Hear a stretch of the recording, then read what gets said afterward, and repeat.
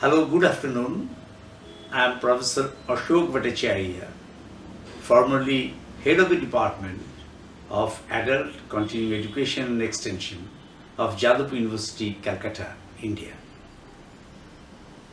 I shall be speaking today on lifelong learning. Lifelong learning has three constituent elements: learning for life, learning for livelihood, and learning throughout life. These three constituents together depict the whole gamut of learning of an individual over his or her lifetime. The first constituent, learning for life, is the contribution of the Danish philosopher and educationist N.F.S. Grundtvig, 1783 to 1872. His concept of learning for life emanated from his own life experiences. Grundtvig witnessed the unfolding of the Danish history right from his childhood and youth, when the great agricultural commissions were changing the face of rural Denmark. Around 1800, he witnessed some of the eventful years of Danish history, which had far-reaching effects on the future of Denmark as a nation. The British attack on Copenhagen and the capture of Danish fleet in 1807, economic bankruptcy 1813, and the cession of Norway from the Danish realm 1814 greatly influenced his thinking. As a reaction to these unsettling events, Grundtvig contemplated over the path of salvation of the Danish nation. The solutions that he arrived at were both unusual and radical. He came to these solutions as a result of his competence in England. Grundtvig visited England thrice during 1829 to 1831 in connection with his studies of Anglo-Saxon manuscripts archived in various British universities. While in England, he greatly appreciated the English education system prevalent there, especially in the colleges of the universities of Oxford and Cambridge.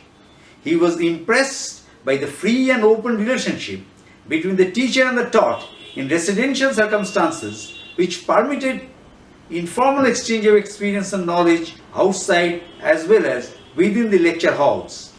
These impressions influenced him to seek similar open interaction in education institutions in Denmark.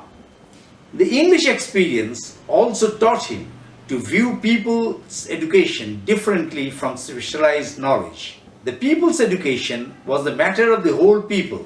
The learning of the experts tend to go astray if it is not balanced by the learning of the whole people. Grundtvig favored a uniform enlightenment of all classes of people in the society, but the then prevalent system of education in Denmark was highly hierarchical. His objective necessitated a novel form of institution. Grundtvig said that what the nation needed was a civic and noble academy, a higher institution for the generation of culture of the whole people and for their personal competence in all major subjects. Such an institution must be independent. Grundtvig said that this kind of institution, later termed as folk high school or people's college, has to be an education institution for the benefit of life.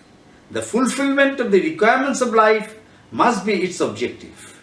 It should impart knowledge regarding language, history, statistics, political science, legislation, and administration. In these schools, the people and the nation should be approached from the requirements of life itself.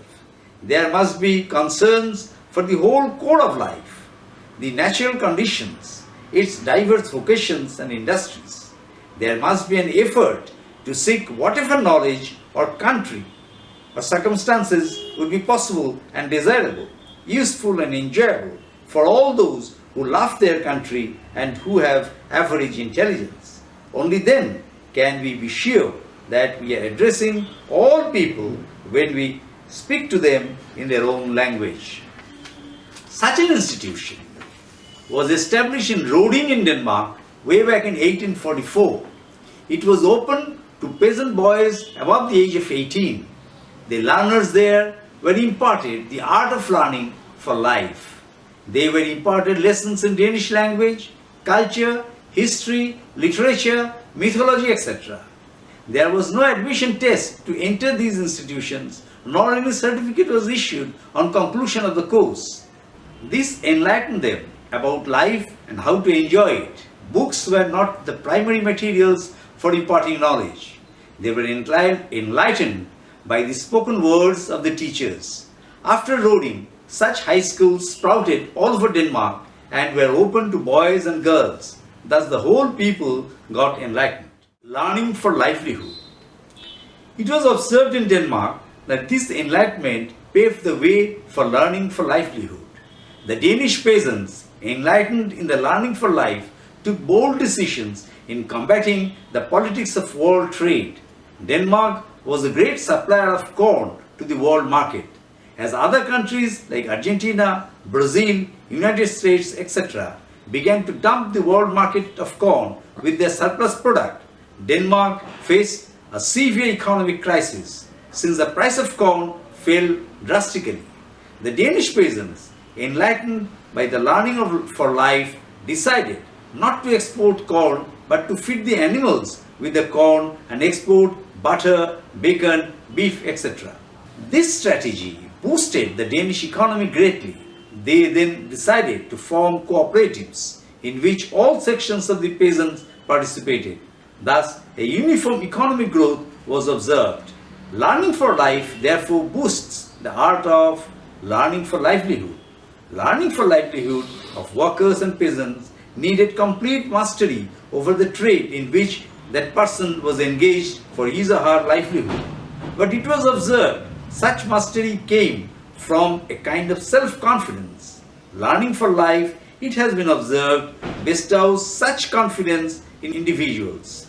A self-confident person who knows his or her position in society finds it rather easy to master the trade in which he or she is involved with it. It broadens his or her views of life, its objectives. For the broad masses consisting of workers and peasants, learning for life paves the way for learning for livelihood, learning throughout life. It is well known that knowledge is expanding very fast every hour. New discoveries and innovations are giving rise to new technological improvements, new gadgets for communication and execution of work by machineries, newer realms of art and culture. To acclimatize those innovations, a person has to enhance his or her knowledge, both technical and artistic. Therefore, it is necessary to improve upon one's knowledge all the time.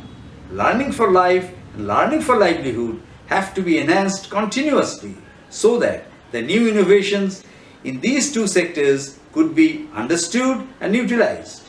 Otherwise, the person would be lagging behind the society, which these days is progressing at a very high speed. When a person can keep abreast with the latest knowledge in these two sectors, can we say that the person is contemporaneous with the time? Needless to mention that all sections of the society, including the academicians, bureaucrats, students, teachers, people old and new and young, to keep abreast with the latest knowledge, to keep himself or herself up to date, only then can he or she contribute to the progress of the nation and of himself or herself. This is true for all kinds of education, including vocational education and all sorts of professions. Thank you.